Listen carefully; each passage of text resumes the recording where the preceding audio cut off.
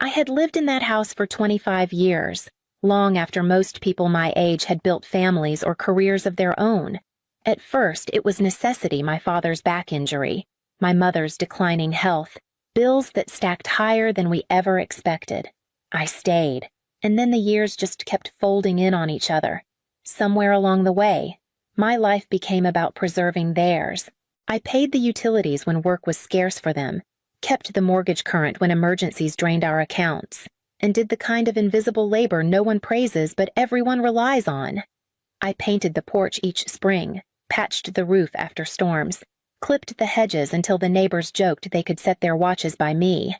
Sacrifice had become habit, and habit eventually felt like obligation. That evening we were in the dining room, the one I had repainted in soft blue when I was 23. My mother set her fork down, folded her hands, and said evenly, "Corinne, it's time you found your own place."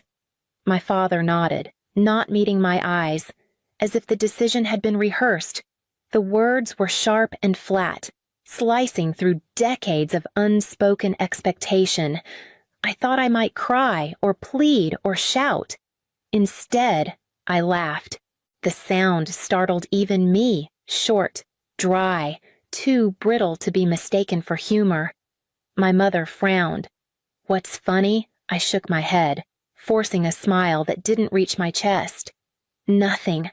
But it wasn't nothing. In that strange burst of laughter, I felt something loosen, like a knot that had held me bound for years.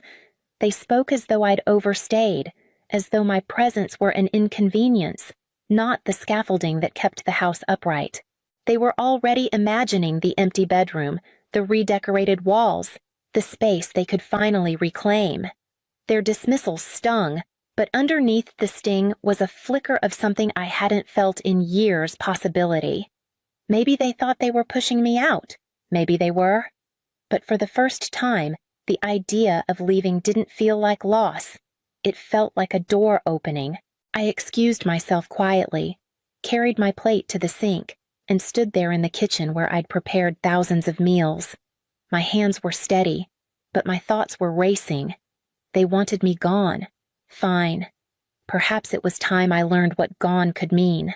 I went to bed that night staring at the ceiling, the echo of my mother's words replaying over and over: "Find your own place." They made it sound so simple, as if the past 25 years had been a casual arrangement I could just shrug off. When I was 20, I'd planned to move into an apartment with 2 friends from college. My father's accident changed everything. A fall from scaffolding left him unable to work for nearly a year, and the medical bills came faster than the checks.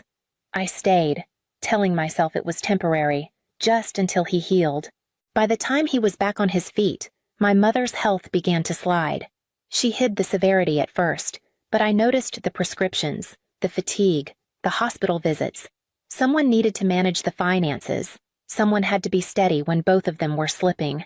That someone was me. My friends built their lives, marriages, careers, children, while my life narrowed into a routine of responsibility. I told myself loyalty would be rewarded, that someday they'd look at me and see the daughter who had given up everything to hold the family together. But people forget the scaffolding when the building still stands. In recent years, with their health improved, they began to treat me less like the one who held things together and more like a fixture in the house. My father called me comfortable. My mother, on sharper days, called me dependent. The irony was unbearable.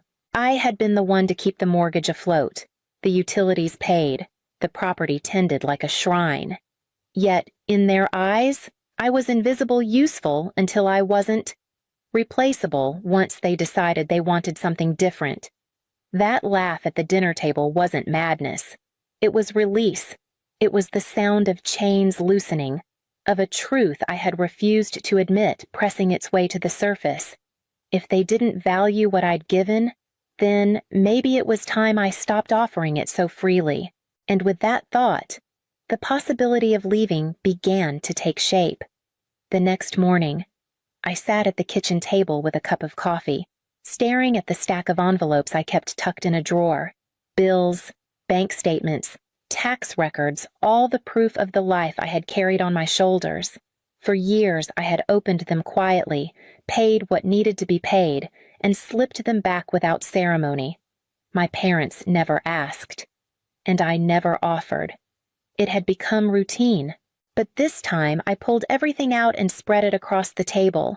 The mortgage statements bore my name, not theirs. My grandfather had arranged it that way, transferring the deed to me in his will when I was barely 20. He said once, in a hushed voice, that he wanted me to have something of my own because he feared my parents would take too much. At the time, I thought he was being dramatic. Now, I understood. I flipped through my savings account records, investments my grandfather had started for me, modest but steady. Over the years, I had added bits when I could, small deposits that had grown in the background while I worked and saved. On my laptop, I searched the property value. My breath caught when I saw the number. The market had climbed beyond anything I imagined. The house I had been told was not mine to claim was worth over $1 million. I sat back, the quiet hum of the refrigerator the only sound. All these years, I thought I was trapped in obligation, held hostage by loyalty. But the truth was startling. I had been holding the key the whole time. A strange calm settled over me, not fear, not grief, but a steady recognition of power. For the first time in decades, I wasn't the dependent one. I was the owner, the provider, the one with the means to choose. And that choice, once unthinkable, was starting to feel inevitable. I became an actress in my own home. When my mother rattled on about the retirement condos she thought would suit me perfectly, I smiled and nodded as though she had my best interests at heart. When my father bragged to his friends that they would finally get their house back once I moved out, I laughed along like it was a harmless joke. Inside, though, I was already 10 steps ahead of them. The day after I discovered the true value of the property, I reached out to someone I trusted, Mrs. Kellerman, a realtor known for both her skill and her discretion. She had managed a few sales in our neighborhood, always with quiet efficiency, and I knew she wouldn't breathe a word to my parents until I was ready. We met in her office, where the smell of fresh coffee and polished wood made the air feel solid, certain. She reviewed the numbers, scrolling through comparable properties with a look of restrained excitement. "Corinne, if you're serious about selling, you're sitting on a gold mine. This market is moving fast. You'd have buyers lining up immediately." Her words settled into me like an anchor, not weighing me down but steadying me. I asked her to proceed quietly, and she assured me she would. That night, I went through an old box of keepsakes my grandfather had left me. Among the letters and photographs was a postcard of Monaco, its harbor glittering in the Mediterranean sun. On the back, in his careful handwriting, he had written, "Promise me you'll see this place one day. Life is too short to stay in one corner of the world." I traced those words with my fingers, remembering how he used to tell me stories of Europe, of freedom, of beauty that seemed impossible from the confines of our small American town. I never believed I'd go. Now, I could see it clearly. Meanwhile, my parents carried on, oblivious. They gossiped with neighbors about paint colors and furniture sets, about how they would reclaim the space once I finally got out of their way. Their laughter filled the house, certain and smug. I sat among them, quiet, smiling when expected. They thought I was still their dependent daughter, caught under their roof. They had no idea I had already begun tearing the roof away from over their heads. Once I gave Mrs. Kellerman the green light. The process moved faster than I could have imagined. She arranged for a professional stager to come in while my parents were out running errands. I pretended I was reorganizing closets and cleaning carpets so they wouldn't question why strangers came through the door. By the time my parents returned, everything looked almost the same, just a little neater, a little brighter. They didn't notice the subtle touches that would photograph beautifully online. Each evening, my parents would sit in the living room and talk about the big changes they planned for once I finally moved out. My mother wanted to tear down the wallpaper in the dining room, the very one I had chosen and painted years ago. My father mused about knocking down walls for an open floor plan. They spoke like dreamers, blind to the fact that the future they imagined was already slipping away. Within a week, offers began to appear. Mrs. Kellerman sent them over discreetly, each one higher than the last. The market truly was hot, but it wasn't just numbers on paper, there were stories attached. One couple wrote me a letter, explaining how they pictured their children growing up in the backyard, riding bikes on the quiet street, celebrating birthdays in the same dining room my parents had now dismissed as outdated, reading their words. I felt a rush of something I hadn't expected: relief. The house deserved to be loved, not resented. I could let it go without bitterness, knowing it was going to people who saw it as a beginning, not a burden.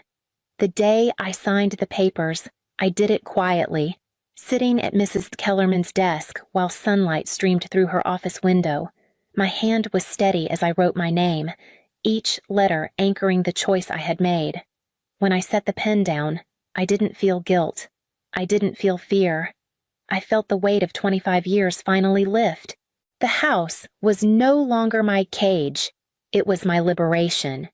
And all that was left was to tell the people who had taken me for granted that they no longer had a home to claim. For weeks, I let them live in their illusion. My mother clipped magazine pages of kitchens she wanted to remodel. My father paced the living room, talking about how the house would finally feel like ours again once I was gone. They thought I was busy searching for a modest apartment, maybe some rented corner to tuck myself into. In truth, I was waiting for the papers to finalize. The morning they arrived, I placed the envelope neatly on the kitchen table. My parents were sipping coffee, the air heavy with their casual chatter about all the changes they'd make. I sat down, calm and deliberate. "You told me to find my own place," I said softly, sliding the envelope toward them. "I did. The house is sold." At first, they laughed, assuming it was some misguided attempt at sarcasm. But when I opened the documents, laying out the deed, the will from my grandfather, and the signed sale agreement, the laughter died. My mother's face drained of color. "What are you talking about? You can't sell our house." I met her gaze steadily. "It was never yours to sell. Grandfather left it to me, and for 25 years I've kept it afloat, paid the bills, fixed the roof, carried the weight. You just never noticed." My father's fist came down hard on the table, rattling the mugs. "This is our home. You've betrayed us." "No," I said, my voice even. "I've freed myself. You pushed me out, and I walked through the door you opened. For once." Silence filled the space where their voices had always overpowered mine. They looked at each other, lost, scrambling for words that wouldn't come. The authority they once wielded over me had evaporated. I stood, pulling 2 suitcases from beside the door. They were already packed documents, essentials, the life I had chosen. I placed a final note on the table, the buyer's move-in date, clear and final. Their eyes followed me as I walked toward the door, but they didn't call me back. For the first time, they couldn't. I stepped outside, closing the door behind me, and with that simple act, I left more than a house. I left the chains of their control, stepping into the future I had already claimed. At the airport, I moved through the terminal with only 2 suitcases, a folder of legal documents, and the wired funds from the sale sitting safely in my account. For years, I had carried the weight of an entire household, but now my life fit into luggage I could roll behind me. It was almost laughable, the difference between what I thought I needed and what I truly did. On the plane, I sat by the window, watching the city I had never really left shrink beneath the wings. My parents had believed they held the power, that I was tethered to their approval, dependent on their permission to exist. They were blind to the truth I had always had independence within reach, only hidden under years of sacrifice. Their ultimatum hadn't broken me, it had revealed me. Hours later, when the clouds finally parted, Monaco came into view. The coastline shimmered like a secret revealed, sunlight bouncing off the water until it looked like glass. The city rose against the mountains, elegant and untouchable, as though it had been waiting all along for me to arrive. I felt no fear stepping off the plane, no ache of leaving behind the familiar. Instead, there was a stillness inside me, a quiet assurance that I had made the right choice.